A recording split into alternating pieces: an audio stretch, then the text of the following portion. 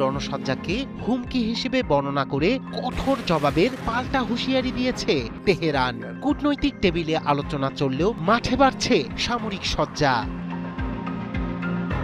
ইরানকে ঘিরে মার্কিন সম্ভাব্য সামরিক পদক্ষেপের জল্পনায় গুরুত্বপূর্ণ কেন্দ্রে পরিণত হয়েছে জর্ডানের মধ্যাঞ্চলে অবস্থিত মুওয়াফাক সালতি সামরিক ঘাঁটি। ইরানি গণমাধ্যম বলছে এরই মধ্যে ওই ঘাঁটিতে জড়ো হয়েছে ৬০টিরও বেশি মার্কিন যুদ্ধবিমান। স্বাভাবিক সময়ের তুলনায় যা প্রায় ৩ গুণ। ফ্লাইট ট্র্যাকিং তথ্য বলছে গত রোববার থেকে অন্তত ৬৮টি কার্গো বিমান সেখানে অবতরণ করেছে। বিশ্লেষকদের ধারণা আরও কিছু যুদ্ধবিমান হয়তো ছাউনির নিচে রাখা আছে, যা উপগ্রহ চিত্রে স্পষ্ট নয়।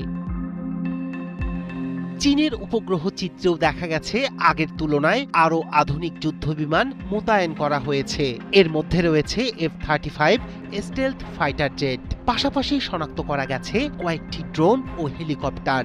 ঘাঁটিটিকে সম্ভাব্য ইরানি ক্ষেপণাস্ত্র হামলা থেকে সুরক্ষিত রাখতে স্থাপন করা হয়েছে নতুন আকাশ প্রতিরক্ষা ব্যবস্থাও।